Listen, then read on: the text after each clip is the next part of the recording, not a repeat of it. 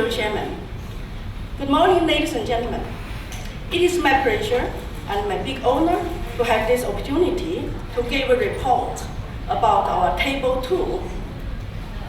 So the Table 2 is about maritime resources and environment protection, Asia cooperation progress. So in our Table 2, Roundtable 2, we have two sections. One is about the issue and the challenge on the Asia Pacific maritime resources and environment protection. And section 2 is about Asia cooperation and agenda on maritime resources and environment protection. So we have two chairmen. One is Professor Wang Yin, is an academician of Chinese Academy of Sciences. So here is some picture about our roundtable. We have 11 presentations, and we have more than, I think, about 60 participants. So the room is big, and it's not enough for all those people. So some people have to stand up in the ground, in the back. In our roundtable, we have two tables. One is presented by Professor Wang Yin. This is around this, the picture of his presentation. She talks about the boundary line on the South China Sea. So you see here. And she suggests that we should think more about the scientific data and historical record about those boundary lines. And the second keynote speech was given by Professor Caroline Water.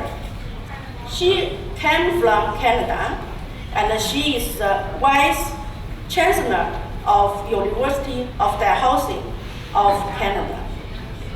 She introduced about the university that is one of the top university in Canada. Is and remote sensing and ocean science is very good in this university. And she welcomed Chinese people, Chinese students to this university. And also Professor Shen Qingyu introduced their research about Chinese oceans.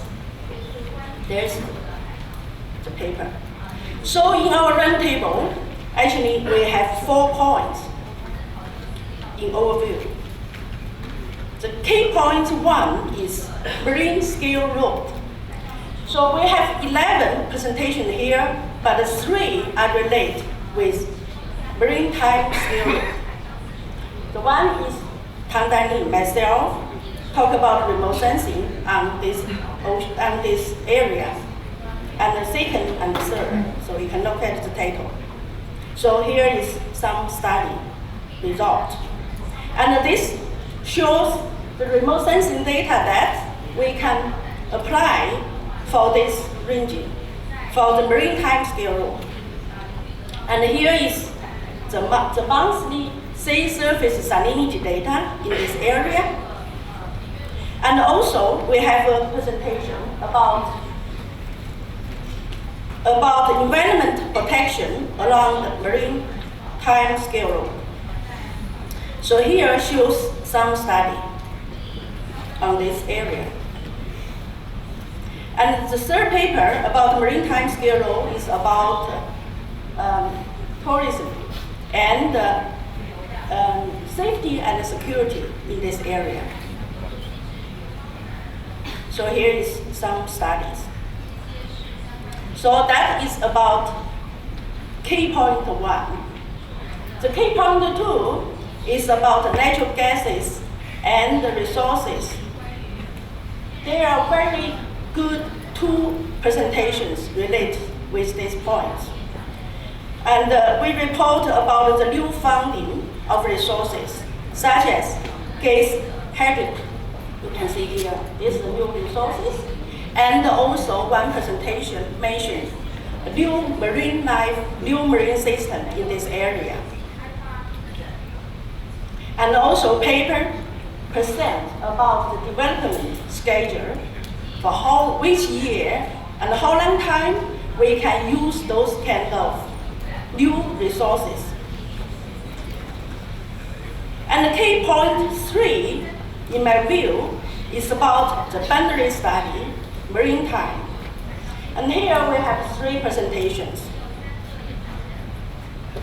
Professor Gao Shu, he talked about this study and show us how important it is when we look at the scientific data, such as sedimentation and some new small islands, how do they change the location, how do they shift to one side to the other side. And this is a small island. So there are many studies mentioned about that. And Professor Fang Yinxia also talked about continental and out-continental. So there are studies about the continental in the open world. And she also points 3 items we have to pay attention. The next point, point 4, is that for studying in this such a big area in the world, we need to have some new technology. And remote sensing data can provide very good information in such a big area study.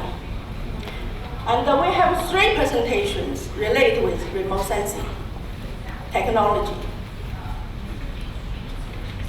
So one is Professor Zhou, and he mentioned about, you see, the coastline changes, how we can detect, how we can look at the historical data of that here.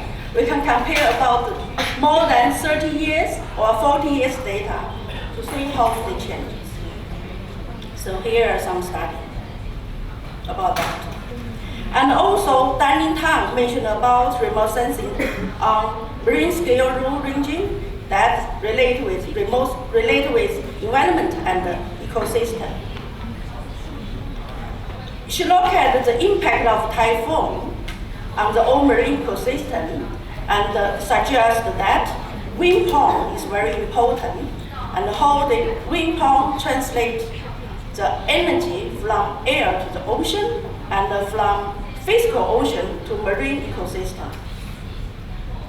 And also, when we look at remote sensing data, if we look at one by one, you don't know what is the whole animals. But when we put all those data together, we suggest a new item that is remote sensing of marine ecology. So when we look at the whole study area, we think about the environmental changes and the marine ecosystem, how do they respond to those kind of marine environmental changes. And this is the one figure, one photo in our section. And here is the end of my report. Thank you.